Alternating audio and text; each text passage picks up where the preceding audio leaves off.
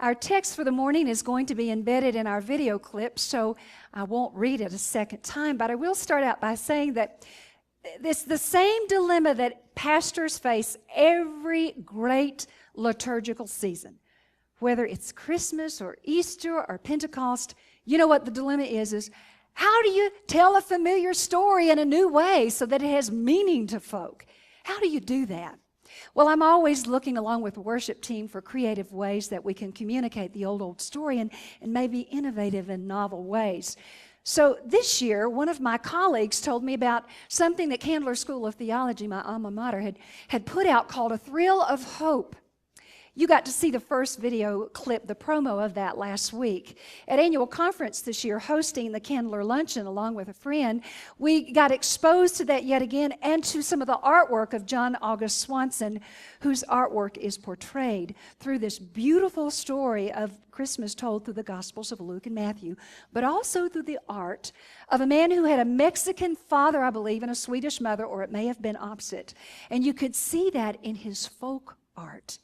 A wonderful way of looking at the Scripture. So that means that by virtue of the scholarly presentations that are presented by some of those scholars there at Candler who have studied the text and made observations based on their understanding, and along with the artwork, that the sermons may be a little bit different during the Advent season, probably more focusing on some of those points, kind of pushing them and asking you what you feel about them, and observing the artwork and see how that might bring a freshness to the way we approach the Advent and Christmas time.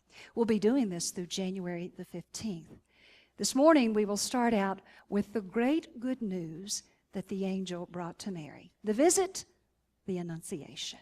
Watch. I think it's rather insightful, and just a couple of reflections on what was said.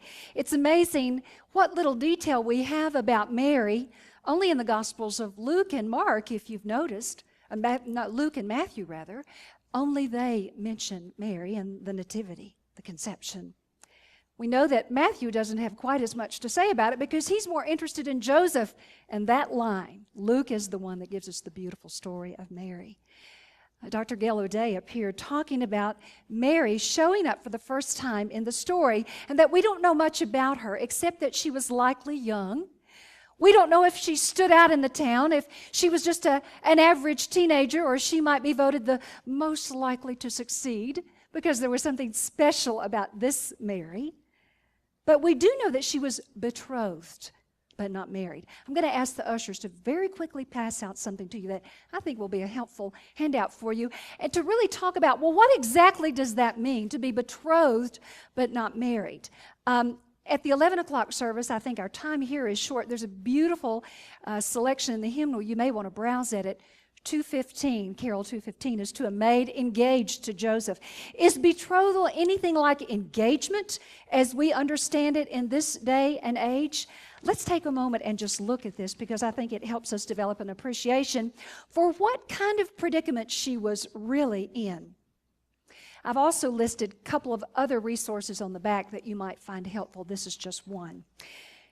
The way betrothal worked is parents or a confidential friend of the bridegroom chose the bride. You see all kinds of biblical references there. The parents' consent was first asked, then that of the bride. The presents or the dowry to the bride and her parents, and there's the Jewish name. Roz could probably help us pronounce those. The dowry could take form of a service, some act of service, and you see that listed there in Genesis and Samuel. Between betrothal, which was engagement, and marriage, all communication between the couple was carried on through the friend of the bridegroom.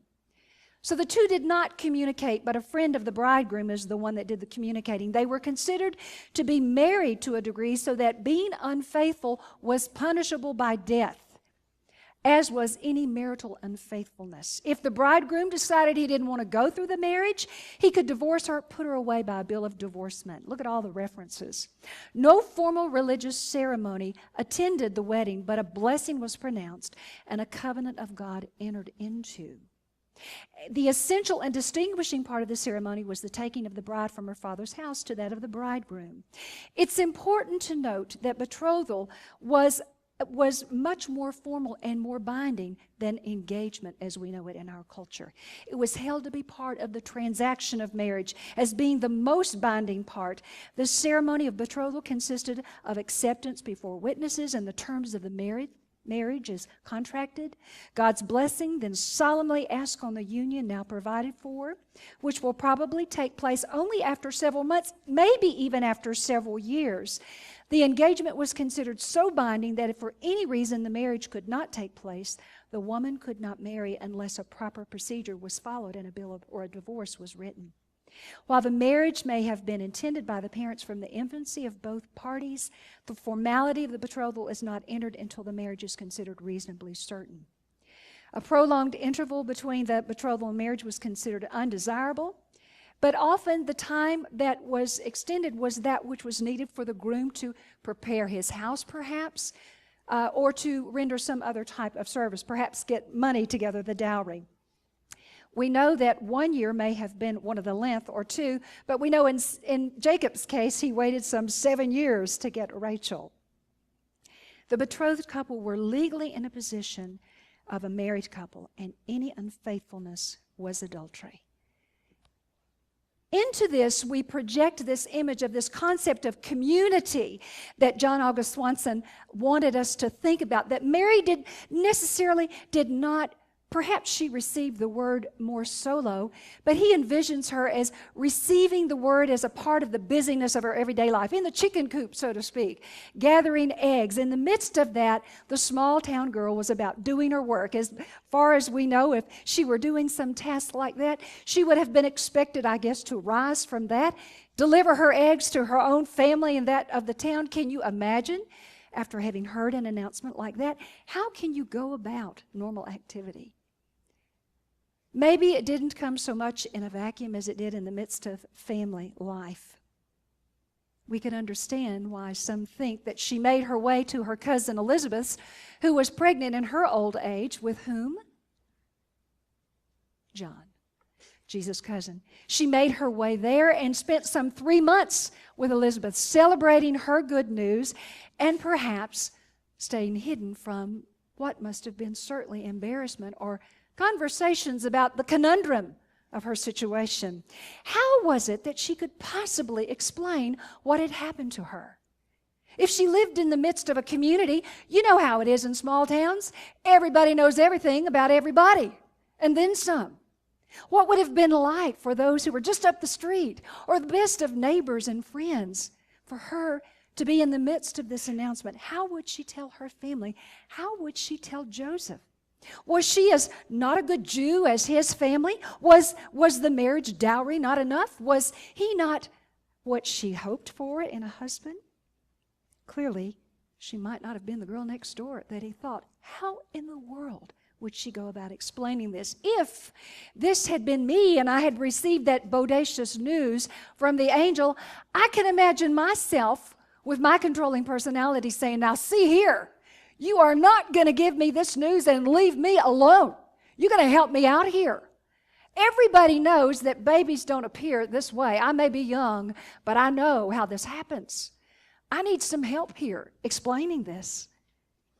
If the thought even crossed her mind, other than she pondered and asked the question, how could this be? If the thought even crossed her mind of, I need help with this one, she never voiced it. She's a better woman than I would be. Maybe it was an act of incredible shock that she said nothing. Maybe it was an oversight, or maybe, just maybe, it was an act of deep faith that she said nothing, other than, let it be with me, according to your word. I love what the next Professor Carol Newsom said to us about the Old Testament and the New Testament. For those of us who are students of Scripture, there's no new story under the sun. There is something of the old that is echoed in the new. And to me, one of the joys of reading Scripture is that you begin to see those connections and those threads, and you think, aha, this is a piece of a same story, just like a tapestry. You turn the back of it over, and all of those threads are woven together in a beautiful and intricate way. Echoing of the Old Testament, echoing of the story of Hannah and Samuel, echoing of the stories of perhaps Jacob and Rachel. It makes me want to read and study Scripture more. When I first saw the DVD, as we think about the other image of biblical women and the whole acts of new creation, when I first saw the DVD, one of the things that really jumped out to me, and I wonder if you noticed it immediately, was that flourishing tree of life that was on Mary's dress. It was beautiful.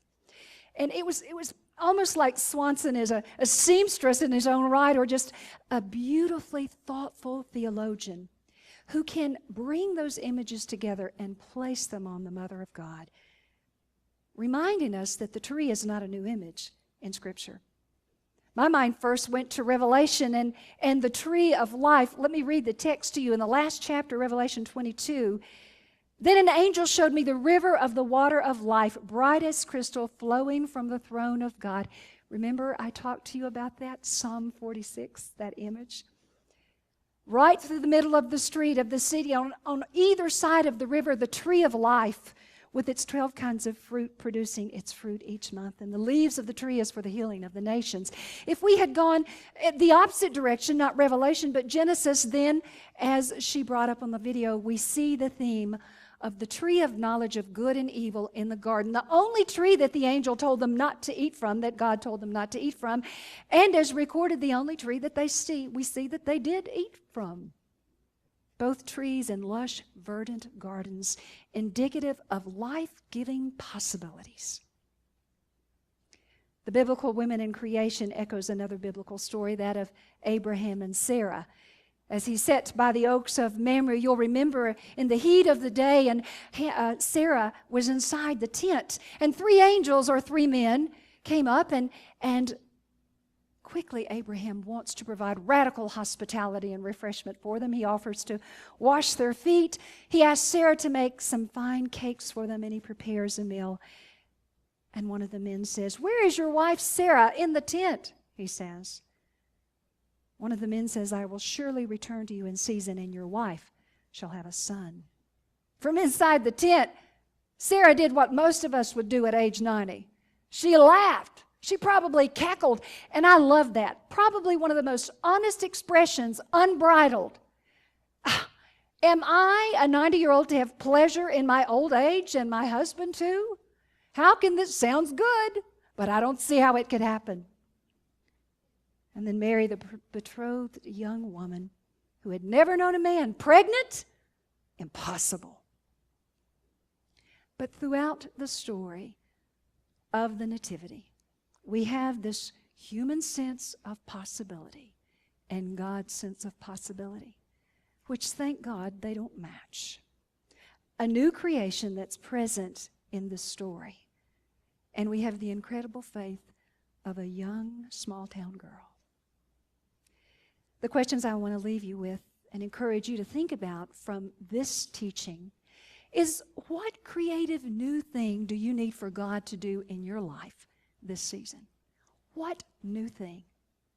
Are we going to let God do what He does best, which is create and recreate? Are we going to let God be limited by our possibilities? Are we going to give Him the possibility to think like the divine and make that happen in our own life? May Mary's faith be our faith. Let it be with me according to your word.